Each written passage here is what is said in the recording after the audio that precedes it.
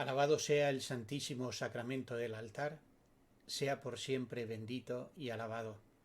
En el nombre del Padre, y del Hijo, y del Espíritu Santo. Amén. La Eucaristía es misterio de la fe, mysterium fidei. En el día en el que somos invitados a subir con Cristo a Jerusalén, entrar con Él en la ciudad santa, me gustaría detenerme en este título que también en la tradición cristiana se ha formulado un aspecto importantísimo del misterio eucarístico. Es interesante observar cómo la denominación misterio de la fe en el primer milenio cristiano designa el misterio de la encarnación, y así lo vemos pues en algunos tratados apologéticos, dogmáticos, en los que se defiende la verdad de la carne asumida por el Verbo, verdad que es proclamada desde la fe.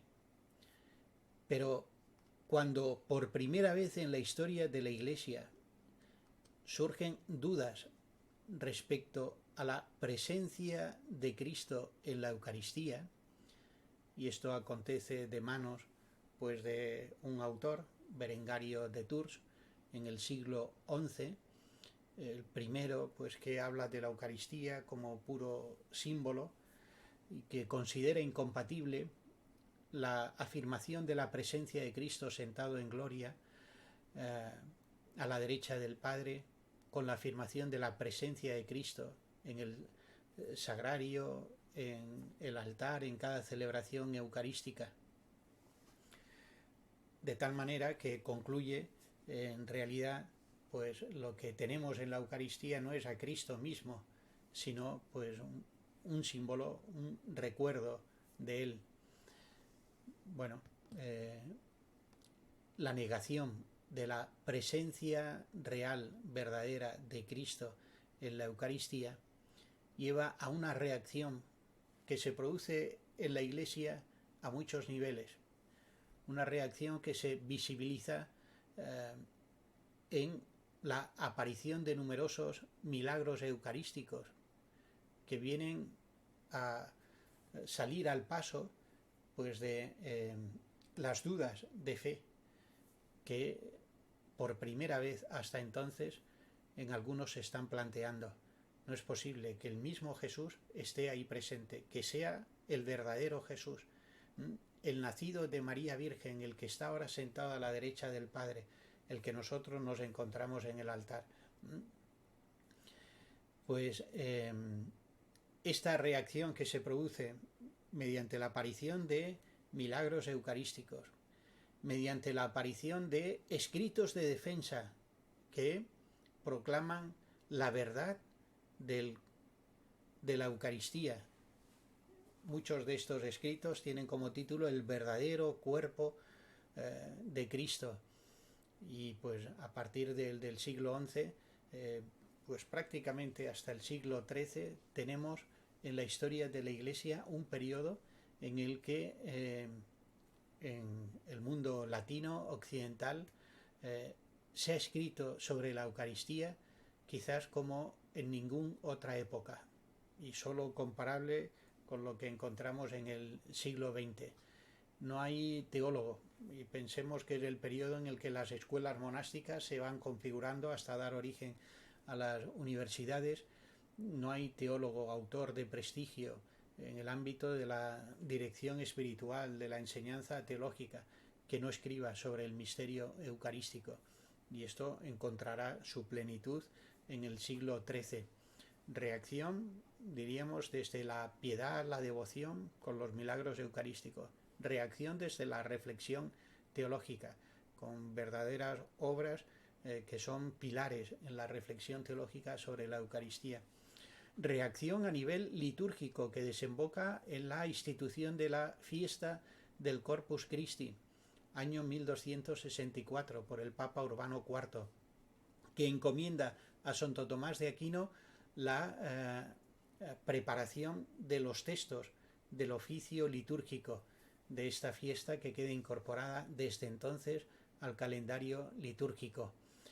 Y tenemos, pues, junto con estas reacciones de milagros eucarísticos, reflexión teológica, nivel litúrgico, la introducción de esta fiesta, un magisterio eucarístico pues de una riqueza formidable.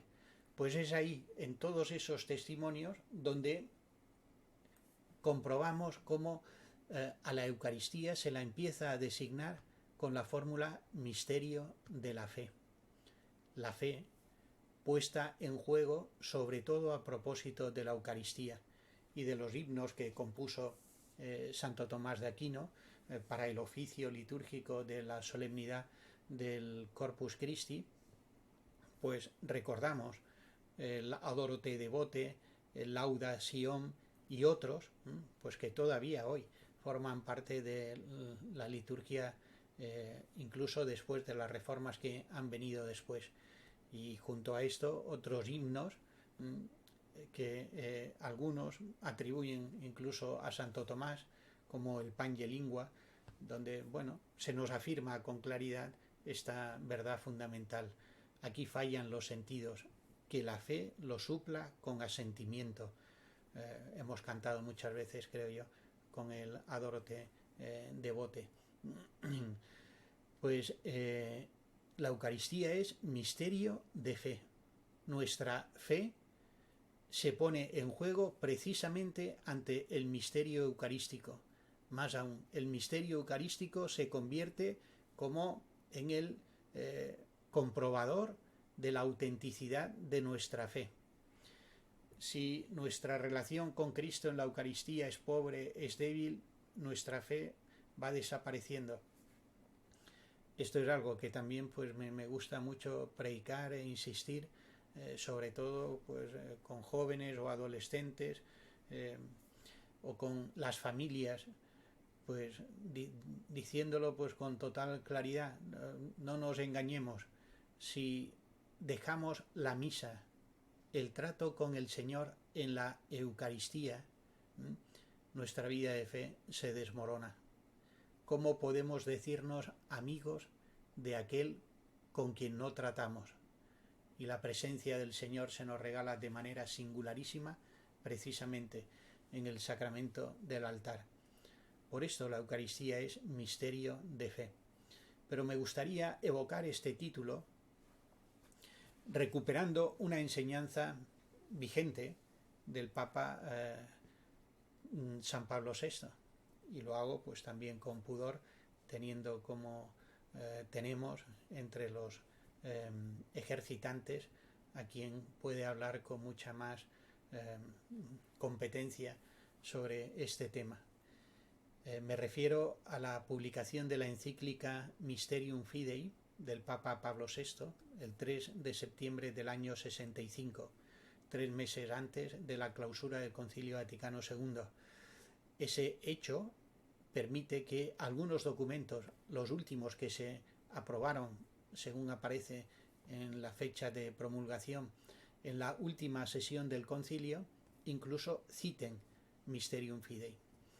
Sabemos que Pablo VI, manteniendo la orientación dada por San Juan XXIII al concilio, no quiso que las cuestiones problemáticas fueran tratadas en los documentos conciliares. No era un concilio para salir al paso de errores doctrinales o de nuevas herejías, no porque no las hubiera, sino porque se quería ofrecer una reflexión sobre el misterio de la Iglesia y la misión que Cristo le ha confiado, hoy decimos, con una orientación positiva, de tal manera que aquellas cuestiones que en el concilio fueron tratadas y que pertenecen al ámbito de lo problemático y había que iluminarlo desde la verdad de la fe, el mismo Papa lo sacó de la temática conciliar y lo fue tratando en documentos, algunos de los cuales se publicaron antes de cerrar el Concilio Vaticano II. Entre ellos, el tema de la Eucaristía. En la encíclica Mysterium Fidei el Papa quiere salir al paso de 3, dice él, motivos serios de preocupación en torno a este sacramento, que afectan directamente a la piedad y a la vida de fe de los fieles. Por esto comienza con este título, Misterio de la Fe. ¿Cuáles son esos 3 motivos de preocupación? Repasarlos nos puede ayudar a verificar en qué medida nuestra vida de fe se deja medir, contrastar con el misterio eucarístico. Habla el Papa en primer lugar del valor de las llamadas misas privadas, puestas en entredicho por algunos. Cuando se pone la encíclica en el contexto teológico en el que surge, pues comprendemos mejor el alcance de cuanto el Papa va diciendo. Por un fenómeno, considero aún no bien estudiado, en un momento, a mitad del siglo XX, toda una literatura no católica interesante y sugerente, que supone un deseo sincero de aproximación a la Iglesia católica sobre el misterio eucarístico, de repente irrumpe en las escuelas, en los profesores, en los maestros católicos, y a veces sin discernimiento se asumen comentarios bíblicos, escritos, ensayos de teólogos luteranos, calvinistas, reformadores en general, que hablan de la Eucaristía según las enseñanzas de sus inspiradores, Lutero, Calvino, Zwinglio, y los autores católicos, en muchos casos, las asumen acríticamente, introduciéndolas en el pueblo fiel. Y ahí, pues descubrimos algo pues que luego el concilio ciertamente corrige, o que todavía se convierte en motivo de debate después del concilio, como la recuperación de la dimensión convivial del misterio eucarístico, que la Eucaristía es banquete, efectivamente, en el sentido de comunión, y sobre este aspecto de la comunión como banquete, pues apenas hice una alusión, o en todo caso una alusión reduccionista, como la teología liberal de algunos protestantes sugiere. Interpretar la última cena como una de las comidas más que atestiguan los evangelios que Jesús mantuvo con sus contemporáneos, con un matiz. Fue una cena de despedida en la que Jesús daba un consejo: cuando os reunáis a cenar, acordaos de mí. Evidentemente, pues, para un católico esta interpretación no solo es reduccionista, sino dañina por no encajar en absoluto con el testimonio bíblico y de la tradición. Sin embargo, propuestas como estas fueron entrando en la mentalidad de muchos. El Papa sale al paso de esto: recuperar la dimensión convivial de la Eucaristía, es decir, que Jesús instituye la Eucaristía en una cena y que recibimos el beneficio de la comunión con Cristo participando verdaderamente de un alimento y de una bebida, como Cristo había anunciado: el que come mi carne y bebe mi sangre tiene vida eterna, mi carne es verdadera comida, mi sangre es verdadera bebida. Recordar todo esto es fundamental, y de hecho la reforma litúrgica pues tiende a subrayar aspectos pues que nos recuerdan que efectivamente estamos participando en un banquete cuando acudimos a la celebración eucarística, un banquete sacrificial, es decir, que recibimos el beneficio del sacrificio eucarístico poniendo en ejercicio el sentarnos en torno al altar del Señor. Estos aspectos, siendo verdaderos, no se pueden entender en oposición a las otras dimensiones del misterio eucarístico que venimos comentando, que San Juan Pablo II sintetizó con el lenguaje de la tradición de la Iglesia: sacramento, sacrificio; sacramento, comunión; sacramento, presencia. Pues el Papa Pablo VI sale al paso de aquellos que consideran que la llamada misa privada, aquella que celebra solo el sacerdote, carece de valor, porque la misa, la cena del Señor, en el lenguaje luterano que pasa también a los diálogos ecuménicos, es para hacer visible la fraternidad que existe entre quienes nos decimos seguidores de Cristo. Por tanto, el valor de la misa tiene que ver con la capacidad de congregar a personas. Una misa que el sacerdote celebra solo carecería de valor. Bueno, pues el Papa recuerda algo fundamental a propósito de esta primera preocupación, que también con motivo de la situación de confinamiento hemos recordado en estos últimos meses. Nunca el sacerdote celebra solo. Las oraciones que la Iglesia pone en nuestros labios no son una ficción. Cuando invocamos a los ángeles, a los santos, cuando decimos estar ante la asamblea de los santos, cuando es el sacrificio mismo de Cristo realizado una vez para siempre el que se hace presente, estamos recordando que la Iglesia es mucho más de la comunidad de los que nos conocemos. Por tanto, cada sacerdote, cada vez que celebra la Eucaristía, sube teniendo sobre sus hombros, puesto que está configurado con Cristo, a todo el pueblo de Dios. Por eso el beneficio de la celebración de la Eucaristía es beneficio que alcanza a toda la Iglesia, incluso a aquellos que no se han hecho visiblemente presentes en la celebración. De ahí la importancia de tomar conciencia de lo que significa la comunión espiritual, recordaba, sabiendo que los sacerdotes están celebrando la Eucaristía. Pero añade el Papa Pablo VI todavía algo importantísimo que todo sacerdote debe grabar en su conciencia, cuando dice que el sacerdote que deja de celebrar la Eucaristía o que participa en ella no según su propia condición, sino como un seglar más, deja de alcanzar gracias que no se reciben por otro medio. El Papa sale al paso también ante esta situación, una vez que se extiende la concelebración como la forma de celebración de la Eucaristía en comunidades sacerdotales, de religiosos, colegios, seminarios, etc., pues se ve la práctica desviada de no concelebrar, sino de unirse a los fieles y así, de esa manera, participar en la Eucaristía. Recuerda el Papa como primer motivo de preocupación cuando el sacerdote hace eso y participa no conforme a su propia vocación, es decir, conforme al don que le ha dado el Señor, está dejando de alcanzar gracias para toda la Iglesia que no se recibirán por otro medio. Segundo motivo de preocupación, habla el Papa de nuevas formulaciones, un lenguaje teológico que pretende superar el lenguaje de la tradición de la Iglesia, concretándolo sobre todo a propósito de el lenguaje de la transustanciación. Y también la temática que hay detrás es enorme.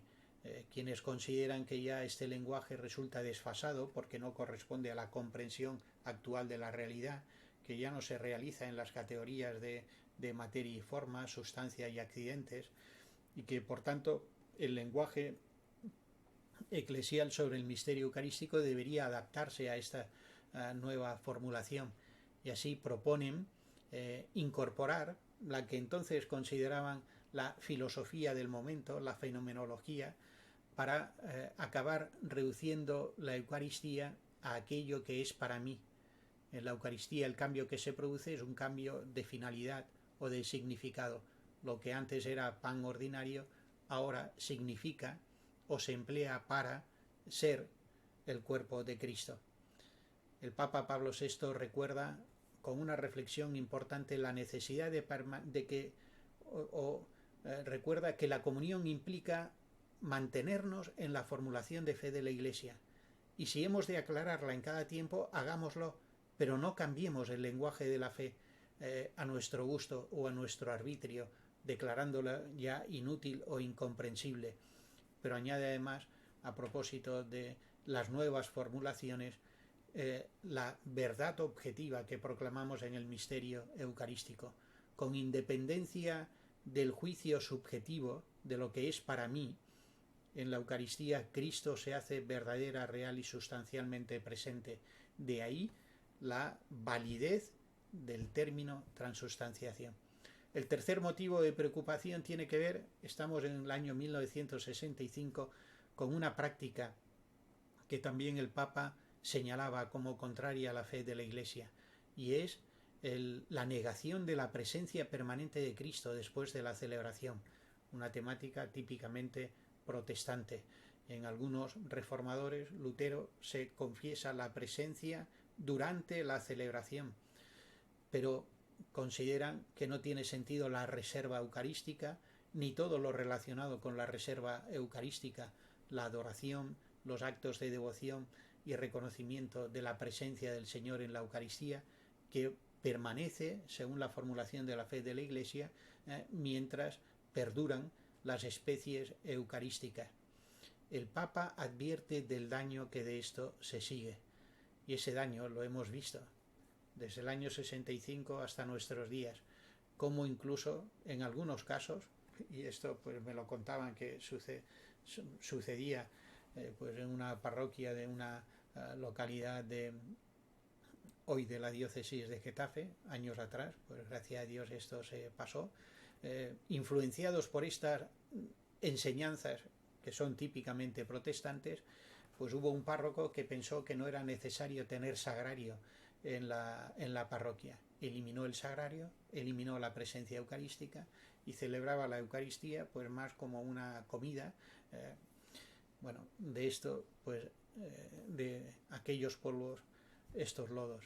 Cuando hemos dejado de reconocer la presencia verdadera de Cristo que por amor a nosotros se queda en el altar, se ha debilitado la vida del pueblo fiel. Cuando no hemos tenido como referencia el encuentro vivo con Cristo en el sacramento, pues también nuestra vida cristiana se ha pervertido. La Eucaristía es misterio de fe que requiere de nuestra parte tomar conciencia de la grandeza del don que Él nos ha concedido. Pues pidámosle siempre al Señor crecer en fe mientras estamos en este mundo, para confesar a Cristo verdadera, real y sustancialmente presente en el sacramento del altar. Gloria al Padre, y al Hijo, y al Espíritu Santo, como era en el principio, ahora y siempre, por los siglos de los siglos. Amén.